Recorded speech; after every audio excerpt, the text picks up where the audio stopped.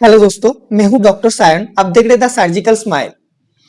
आज आप लोगों के साथ एंटीबायोटिक्स के बारे में डिस्कस करूंगा। Antibiotics MBBS and PDS and nursing pharmacy सब के लिए बहुत ज्यादा इंपॉर्टेंट होता है। इस वीडियो में हम लोग डिस्कस करेंगे बीटा लैक्टम एंटीबायोटिक्स, पेनिसिलिन का क्लासिफिकेशन, उसका काम करने का जो तरीका, मैकेनिज्म ऑफ एक्शन जिसको कहते हैं, उसका साइड इफेक्ट, यूजेस, और किसके साथ एमोक्सिसिलिन के साथ कौन सी मेडिसिन कंबाइन करके यूज करते हो, सब कुछ देखेंगे इस वीडियो में। इस वीडियो में आप लोग बने रहिएगा। तो बीटा लैक्टम एंटीबायोटिक्स, उसको याद करने के लिए आप लोगों को मैं एक न्यूमोनिक बताता हूं। जैसे मैं हर वीडियो में बताता हूं एक न्यूमोनिक, जिसको याद करने के बाद आप लोग के लिए ये याद रहना बहुत आसान हो जाता है।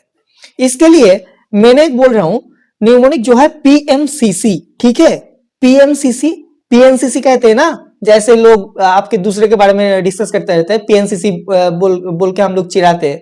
जैसे ये है पीएमसीसी। ठीक है, पीएमसीसी, ये इसको यूज कैसे करना है देखिए। सबसे पहले क्या है, पी। पी से क्या आएगा? पी से आएगा पेनिसिलिन। पेनिसिलिन। देन एम है, एम से क्या आएगा? एम से है मोनोबैक्टम। ठीक है, मोनोबैक्टम। देन सी, सी से आएगा सेफालोस्पोरिन। सेफालोस्पोरिन। देन उसके बाद और एक सी है, उसमें क्या आएगा? कार्बापिनम। कार्बापिनम। तो क्या क्या हुआ? Penicillin, monobactam, cephalosporin and carbapenem, PMCC. अब सबका एक एग्जाम्पल हम लोग देखेंगे। पेनिसिलिन, जिसका एग्जाम्पल क्या है? Penicillin G. पेनिसिलिन का जो क्लासिफिकेशन है वो भी हम लोग देखेंगे और भी डिटेल्स में। अभी बीटा लैक्टम एंटीबायोटिक्स का देख रहा है। पेनिसिलिन का एग्जाम्पल पेनिसिलिन जी। मोनोबैक्टम का एग्जाम्पल टाइजीमोनम। ठीक है, टाइजीमोनम। सेफालोस्पोरिन जो ड्रग है, इस सेफालोस्पोरिन ड्रग को फिर हम 4 डिवीजन में डिवाइड करते हैं। First generation, second generation, third generation and fourth and fifth generation को एक साथ एक ग्रुप में डाल देते हैं। तो क्या क्या आएगा? फर्स्ट जेनरेशन, जिसका एग्जाम्पल क्या है? एम्पिसिलिन। सेकेंड जेनरेशन सेफालोस्पोरिन का एग्जाम्पल क्या आएगा? Cefazolin. Then third generation, third generation cephalosporin का एग्जाम्पल क्या आएगा? सेफ्टिजोक्सिम। ठीक है, और सबसे लास्ट में मैंने क्या बताया था? फोर्थ एंड फिफ्थ दोनों को सेम जेनरेशन में डाल दिया गया है। तो फोर्थ एंड फिफ्थ जेनरेशन का एग्जाम्पल क्या आएगा? सेफिपाइम। ठीक है, तो आप लोग को और एक बार रिवाइज कर लीजिए। बीटा लैक्टम एंटीबायोटिक्स याद करने के लिए पीएमसीसी याद रखिएगा। पी से पेनिसिलिन, एम से मोनोबैक्टम, सी से सेफालोस्पोरिन एंड सी से कार्बापिनम। ठीक है, पेनिसिलिन का एग्जांपल पेनिसिलिन जी, मोनोबैक्टम टाइजीमोनम। सेफालोस्पोरिन को फिर फर्दर 4 डिवीजन में डिवाइड किया गया, first, second, third and fourth and fifth. ठीक है, first generation ampicillin, second generation cefazolin, third generation ceftizoxime, fourth and fifth generation का एग्जांपल सेफिपाइन एंड कार्बापिनम का एग्जांपल क्या आएगा? बायापिनम। ठीक है, अब हम लोग देखेंगे पेनिसिलिन का क्लासिफिकेशन। ये तो हम लोग देख लिए कि बीटा लैक्टम एंटीबायोटिक्स का क्लासिफिकेशन। अब अगर पार्टिकुलरली आपको पूछे से पेनिसिलिन का क्लासिफिकेशन, तो आप लोगों को पेनिसिलिन का क्लासिफिकेशन लिख के आना पड़ेगा। ठीक है, तो आइए हम लोग देखेंगे अब पेनिसिलिन का क्लासिफिकेशन।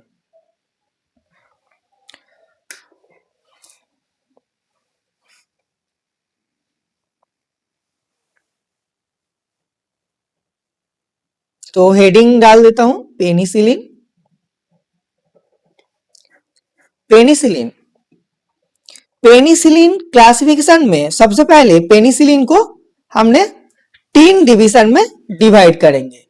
पेनिसिलिन को 3 डिवीजन में डिवाइड करते हैं। ठीक है, सबसे पहला क्या है?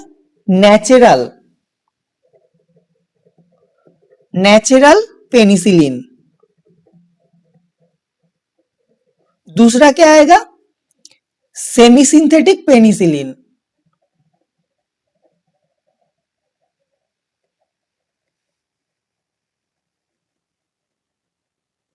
ठीक है। तीसरा कौन सा आएगा? Beta lactam penicillin. Beta lactam penicillin.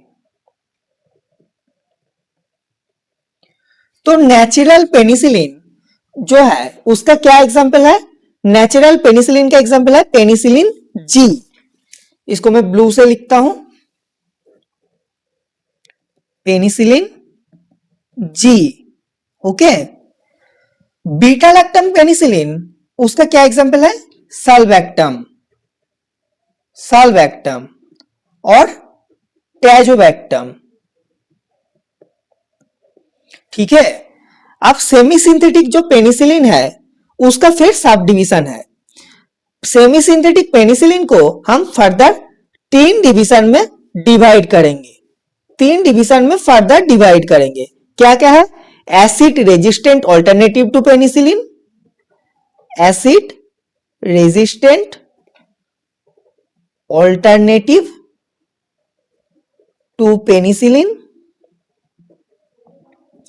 और penicillin resistant penicillin, penicillin resistant penicillin और सबसे लास्ट में आएगा extended spectrum penicillin, extended spectrum penicillin. ठीक है। तो अब इसका भी आप लोगों को एग्जाम्पल लिखना पड़ेगा एग्जाम में, नहीं तो मार्क्स नहीं मिलेगा। अच्छा, तो आप लोग मैं जैसे बता रहा हूं ऐसे एग्जाम में लिख के आइएगा तो आप लोगों को बहुत अच्छा मार्क्स आएगा। तो acid resistant alternative to penicillin G particularly लिख देता हूं क्योंकि नेचुरल पेनिसिलिन क्या है? Penicillin G. तो हम डिवाइड क्या कर रहे हैं? सेमी सिंथेटिक पेनिसिलिन का। सेमी पेनिसिलिन को 3 डिवीजन में डिवाइड किया, acid resistant alternative to penicillin G, penicillin resistant penicillin and extended spectrum penicillin. Acid resistant alternative to penicillin G जिसका एग्जाम्पल में आएगा पेनिसिलिन भी। मैं देख देख के ऐसा ऐसा एग्जाम्पल आप लोगों को बता रहा हूं जो याद करने के लिए आप लोगों को बहुत ज्यादा आसान होगा, क्योंकि बहुत सारे एग्जाम्पल तो है, आप लोग चाहे तो पढ़ सकते हैं बट याद नहीं रहेगा। एग्जाम के टाइम पे आप लोग बहुत कंफ्यूज हो जाएंगे, तो इसीलिए मैं जितना बता रहा हूं उतना तो करना ही पड़ेगा आप लोगों को। ठीक है। दूसरा जो क्लासिफिकेशन है पेनिसिलिन रेजिस्टेंट पेनिसिलिन, उसका एग्जाम्पल क्या आएगा? मिथिसिलिन, मिथिसिलिन। ठीक है। एक्सटेंडेड स्पेक्ट्रम पेनिसिलिन उसको फिर हम 3 डिवीजन में सब डिवाइड करेंगे। ठीक है। एक्सटेंडेड स्पेक्ट्रम पेनिसिलिन को फिर 3 डिवीजन में सब डिवाइड करेंगे। क्या क्या आएगा? एमिनो पेनिसिलिन, दूसरा है कार्बोक्सी पेनिसिलिन, तीसरा है यूरिडो पेनिसिलिन। ठीक है। एमिनो पेनिसिलिन उसका एग्जाम्पल क्या आएगा? एम्पिसिलिन। ठीक है। कार्बोक्सी पेनिसिलिन का एग्जाम्पल कार्बेनिसिलिन और यूरिडो पेनिसिलिन का एग्जाम्पल पिपेरासिलिन। ठीक है।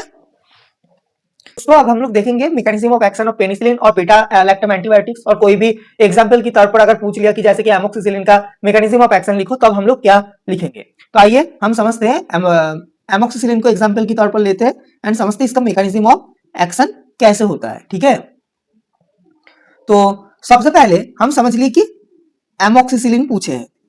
एमोक्सिसिलिन क्या है? एक एंटीबायोटिक का एग्जाम्पल है। ये क्या करेगा?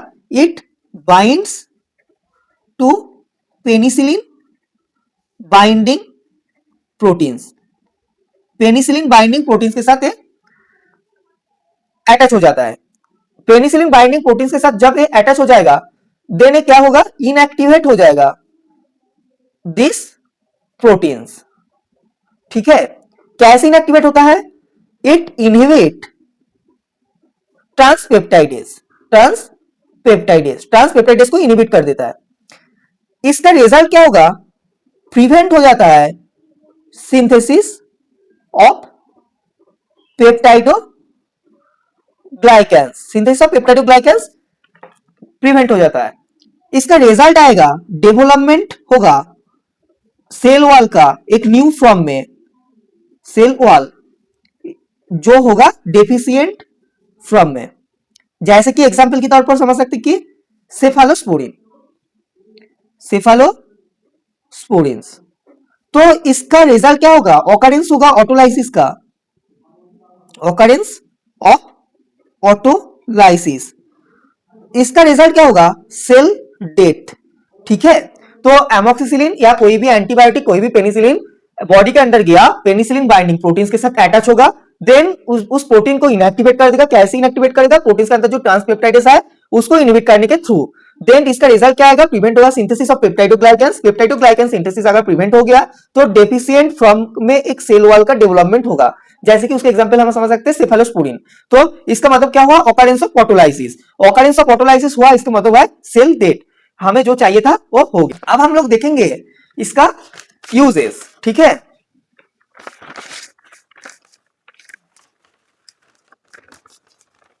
तो अब हम लोग देखेंगे पेनिसिलिन या बीटा लैक्टम एंटीबायोटिक्स का यूजेस।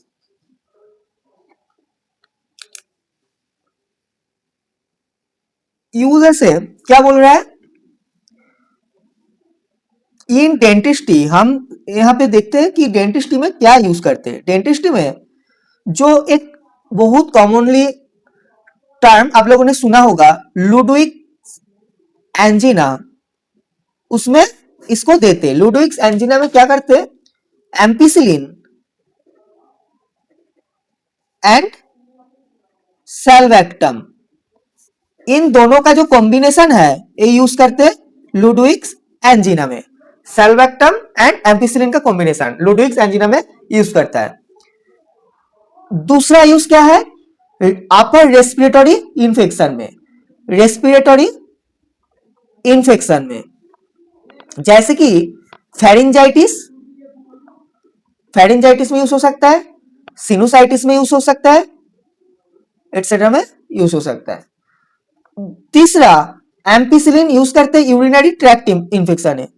एम्पिसिलिन कहां पे यूज कर सकते हैं, यूरिनरी ट्रैक्ट इन्फेक्शन में यूज करते हैं। ठीक है, टाइफाइड फीवर में यूज कर सकते हैं, टाइफाइड फीवर, मेनिंजाइटिस में यूज कर सकते हैं, मेनिंजाइटिस में यूज कर सकते हैं। मेनिंजाइटिस में कैसे यूज करते हैं, एम्पिसिलिन और सेफालोस्पोरिन,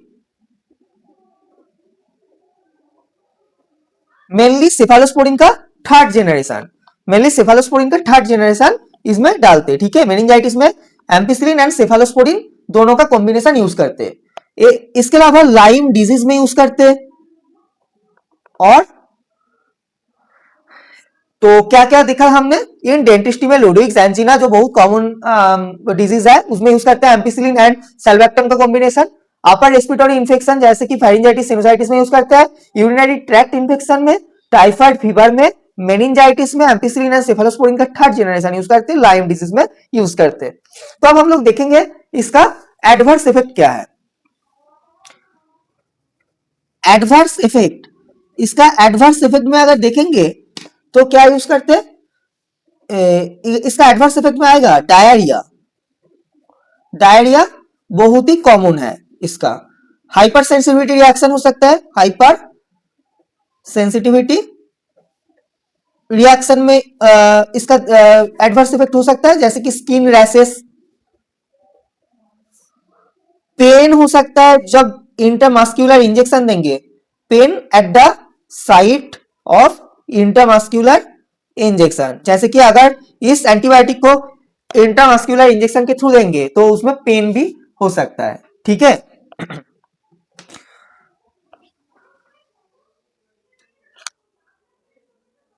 तो एमोक्सिसिलिन के साथ साथ क्लैवेनुलिक एसिड क्यों देते हैं, तो उसके बारे में हम लोग डिस्कस करते हैं। एमोक्सिसिलिन जो ड्रग है, it is susceptible to degradation by beta lactam producing bacteria, ठीक है। और क्लैवुलेनिक एसिड जो है ये क्या करता है, बीटा लैक्टामेस इनहिबिटर। तो क्या मतलब जा रहा है, एमोक्सिसिलिन ड्रग डिग्रेडेशन हो जाता है बीटा लैक्टम प्रोड्यूसिंग बैक्टीरिया के प्रेजेंस में। और तो अगर एमोक्सिसिलिन एंड क्लैवुलेनिक एसिड एक साथ दे दिया, एक साथ अगर बॉडी में गया तो क्या होगा, एक तो बीटा लैक्टामेस इनहिबिटर को प्रिवेंट कर देगा, बीटा लैक्टामेस इनहिबिटर बोलते हैं इसीलिए बीटा लैक्टामेस बैक्टीरिया को प्रिवेंट कर देगा, इनहिबिट कर देगा, और दूसरे का जो काम है एमोक्सिसिलिन वो कर पाएगा। तो prevent the destruction of amoxicillin, इसका रिजल्ट क्या होगा, so prevent the destruction of amoxicillin, ठीक है। एमोक्सिसिलिन का जो डिस्ट्रक्शन है वो प्रिवेंट हो जाएगा अगर क्लैवुलेनिक एसिड के साथ कंबाइन कर दिया। तो इसको चार्ट के थ्रू देखते हैं, जैसे कि बीटा लैक्टामेस, बीटा लैक्टामेस के अंदर बैक्टीरिया है, ठीक है, बीटा लैक्टामेस प्रोड्यूसिंग बैक्टीरिया, क्योंकि बीटा लैक्टामेस बैक्टीरिया को प्रोड्यूस करता है। अगर ये एमोक्सिसिलिन को अटैक किया तो ब्रोकन डाउन हो जाएगा, मतलब एमोक्सिसिलिन को ब्रेक कर देगा। अगर ये एमोक्सिसिलिन एंड क्लैवुलेनिक एसिड के साथ दोनों के साथ एक साथ अगर अटैक किया तो क्या होगा, ये भी अटैक, ठीक है। तो नॉट ब्रोकन, क्योंकि क्लैवुलेनिक एसिड क्या करेगा, बीटा लैक्टामेस को इनहिबिट कर देगा, एंड इट्स रिजल्ट क्या होगा, दस किल द बैक्टीरिया। तो ये भी शॉर्ट नोट में पूछते हैं कि एमोक्सिसिलिन के साथ क्यों क्लैवुलेनिक एसिड को एक साथ देके हम देते हैं मेडिसिन में कंबाइन करके, जैसे क्लैवम ऑगमेंटिन वगैरह में। तो ये भी पूछ सकते हैं शॉर्ट नोट में, ये नहीं तो लॉन्ग नोट में इसके साथ भी अटैच कर सकते हैं इस क्वेश्चन को, तो इसको भी ध्यान रखिएगा। तो आज हम लोग डिस्कस किए बीटा लैक्टम एंटीबायोटिक्स पेनिसिलिन के बारे में। तो उम्मीद करता हूँ आप लोगों को सब कुछ समझ में आया हो। अगर आप लोगों को कुछ भी फायदा हुआ हो तो प्लीज मेरे चैनल को सब्सक्राइब कर दीजिएगा और लाइक कमेंट्स करके मुझे बताइएगा कि कैसा लगा है इस वीडियो को। ठीक है, आज के लिए इतना ही, फिर मिलेंगे दूसरे टॉपिक के साथ दूसरे वीडियो में। तो थैंक यू सो मच।